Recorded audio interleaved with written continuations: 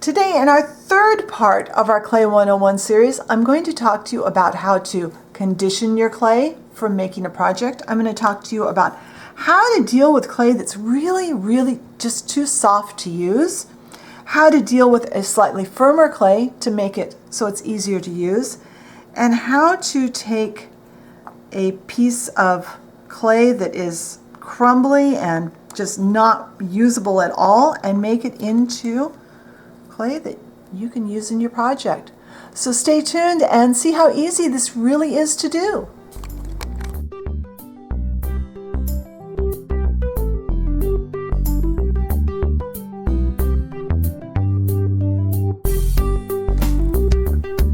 All right, so let's start out with talking about conditioning our clay, because if you've watched any of my clay tutorials, like making food or whatever, usually the first thing I tell you is I come on camera with a piece of clay in my hand and I say I'm working with well-conditioned clay or something to that effect. So what do I mean by that? That means I've taken the clay out of the package and I've been playing with it for a while. I've been kneading it in my fingers. I've been doing these kind of motions with it.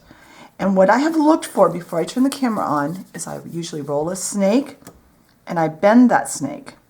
And I make sure there's no cracking, that I can bend it easily, that it doesn't crack. If it's not conditioned enough, it will crack up here, some clays. This is original Sculpey, so it's pretty much, you squish it a couple of times and it's ready to go. Some clays, the firmer the clay, the longer you're going to have to mess with it before it's ready to work with. Because clay, in a lot of ways, it's like an athlete. An athlete always stretches before they compete. If you're going to go run the Boston Marathon, you're going to do a few stretches before you start out. Well, your clay needs to get warmed up also and conditioned, or it's not going to have a successful run at being molded into whatever you want it to be. So let's take a piece of clay straight out of the package. This is some of the Fimo Soft that I showed you in the first video. I'm going to take just a small piece, because the smaller the piece, the easier it is to condition it. I would never start with more than probably about that much combined. I would say about the size of like a walnut. No more than that at a time, because you're setting yourself up for disaster. It's easier and quicker to work with smaller pieces. So I start by squishing it. And this is harder. And look, it's cracking. I don't know if the camera's picking that up. Yeah, there. See the cracks? Because it's not conditioned yet. I folded it and it's not conditioned. So I'm going to squish it around.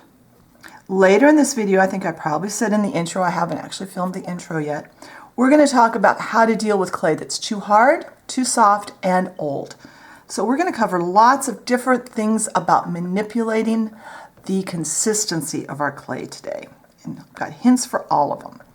So I'm going to keep working this. I'm going to roll it in my hand. Now it does help if your room is a nice, if you're comfortable, your clay is probably comfortable too. It's one of those kind of like your pet or your baby. Your clay wants to be at about the same temperature as we are comfortable with. If your hands are really cold and your clay is really hard, go warm your hands up with, wash them in some hot water. If it's really hot and your hands are too warm and your clay's getting too soft too fast, go wash your hands with cold water. That will help a lot. And I'll talk about some of that as I talk about the different consistencies of clay. All right, so I've got it rolled. Folded in a snake. I'm folding it, and now, bring it up, no cracking. This is ready to work with. Had this been a firmer clay, it would have taken longer. As you saw, softer clay, faster. Now, what does it do? It not only softens the clay, the other main thing we're doing when we're doing our conditioning is we're getting rid of any air bubbles that might be trapped in our clay, whether it's a brand new piece of clay and air was introduced in the manufacturing process, or it's a piece of clay that we worked with last time, last week, last month, last year, last decade, and we've put it away and maybe some air got trapped in it. Well, we need to get that out so we don't have an air pocket, because that will affect the final result. So that's pretty much all I have to say about conditioning our clay. Let's go on to some of the other things that we might want to change about the consistency of our clay. All right, for this portion of the video, we are going to talk about really soft clay and how to make it easier to work with. Because while soft clay is really easy on your fingers and your hands don't get as tired. But with really soft clay, it can be really hard to get good details, especially working with the really small things that we work with in 1/12 scale. Also, it's really hard to keep it in shape because say you've made a shape. I should have gotten my knife out earlier, but I didn't. Maybe you've made a cane and you've put a lot of detail in there, or just another shape,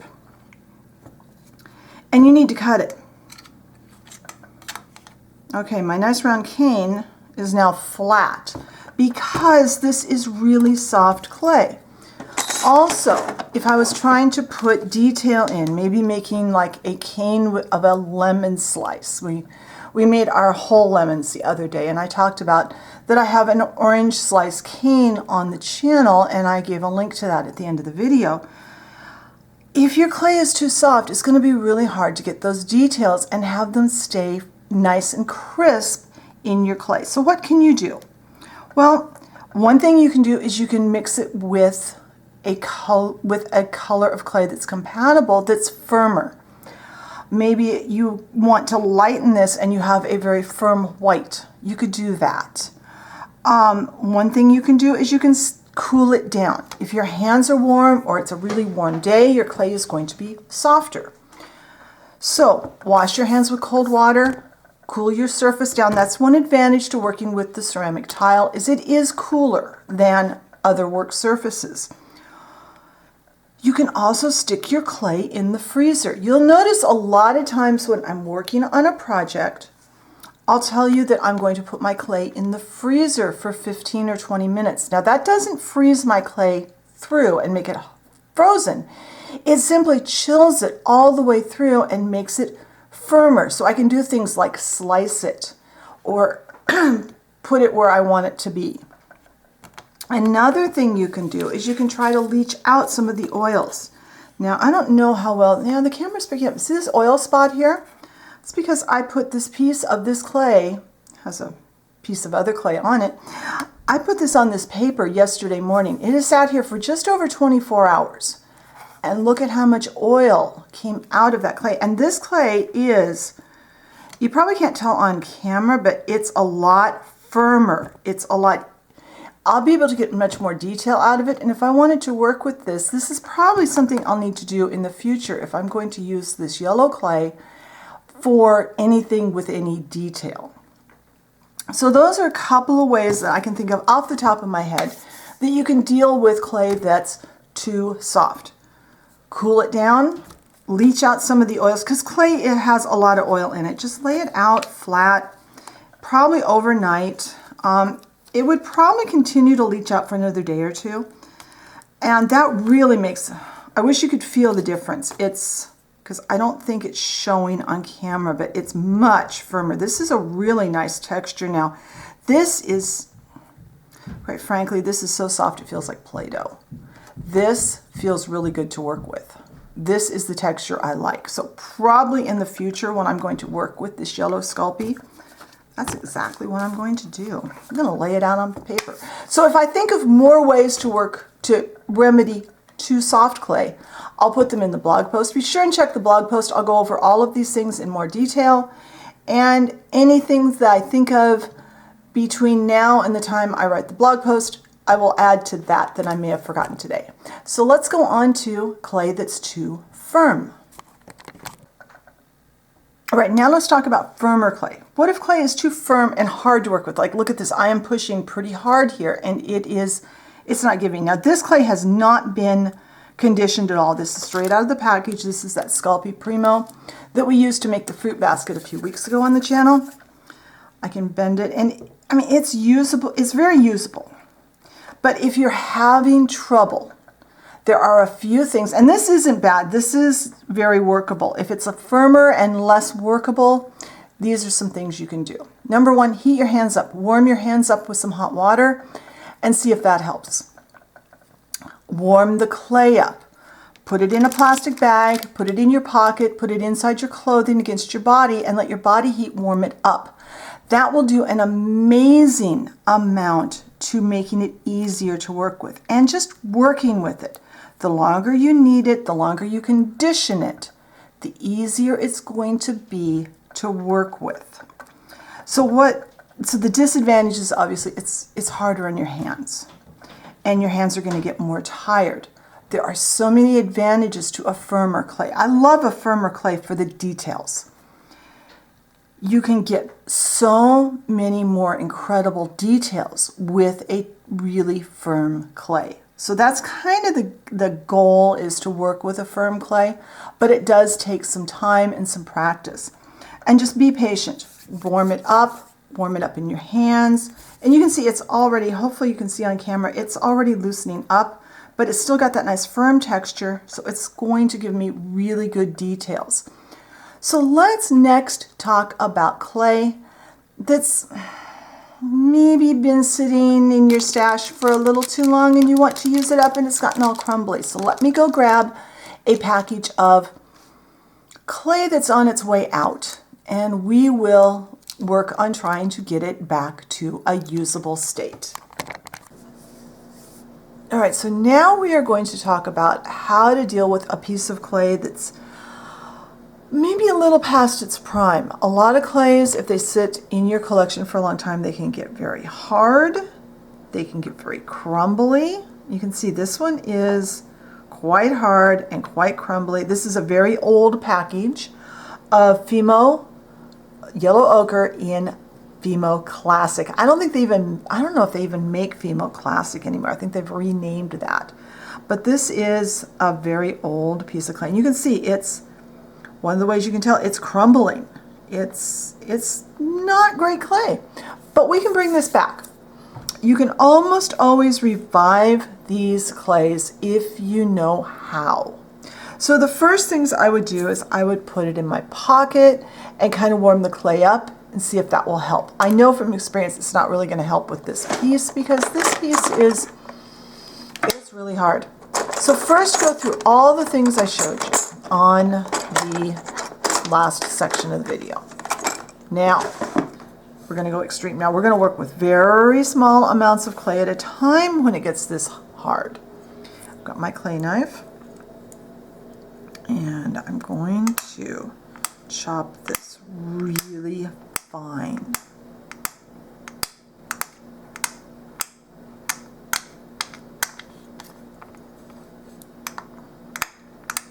And then I'm going to turn my knife and I'm going to go the other way. And I'm going to chop it really fine. I'm going to show you a couple of different things and we'll see what works best on this piece. Alright, now I've got it chopped. Now I'm going to take my clay roller and I'm going to start crushing it. And I'm putting a lot of pressure on the clay roller.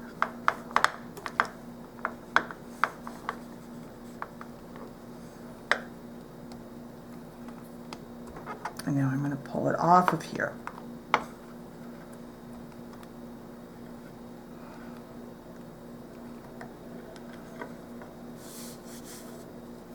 And I'm going to pull it back into a little ball.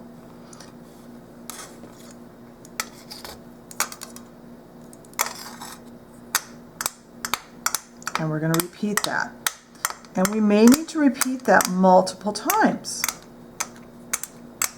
You do have to have some patience when it comes to reviving these old clays, but clay can get expensive, and if you've got a block of clay and you can revive it, it's much better than having to replace it every time it gets a little bit crumbly. So let's see how this looks.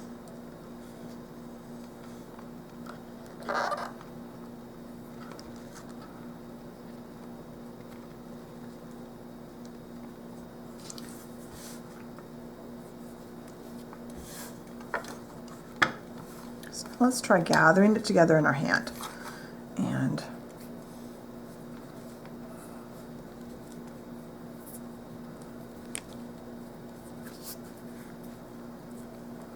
now if you are using your clay in something where you don't mind having some translucent clay in it, you could try mixing translucent clay into this.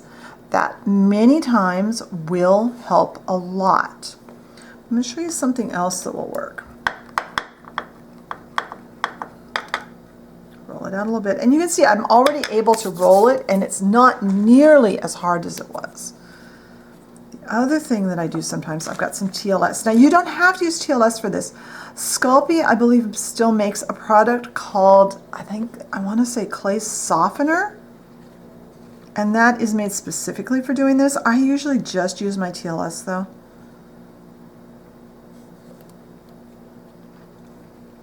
I do have a new bottle of TLS, but I want to get this one used up first. Completely used up.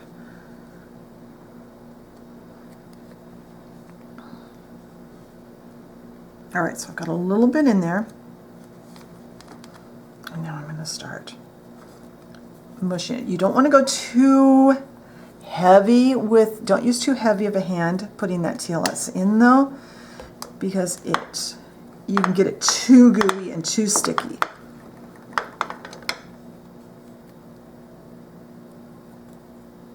But there, that's the second method, and that really worked. That actually worked really, really well. So those are the main things. I'm not going to add any translucent to this because this really worked, and this was a really bad chunk of clay. If you guys want, we can revisit this, and we'll probably do some more with reviving clay as we come to other blocks of clay in my collection as we are working. But look at that. Now it just needs some regular conditioning, maybe a little more TLS. Like I said, I don't want to put too much in, but I don't mind putting a little bit more. That's probably the maximum that I would ever put in this.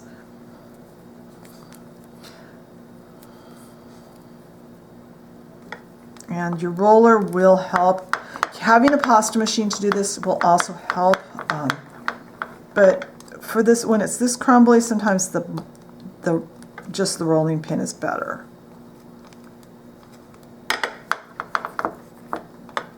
Now it's much softer. It is a little sticky after that last addition of the TLS, but it is very much a usable piece of clay now. I can mix this in with some other clay or use it by itself, and look at the difference from that to this.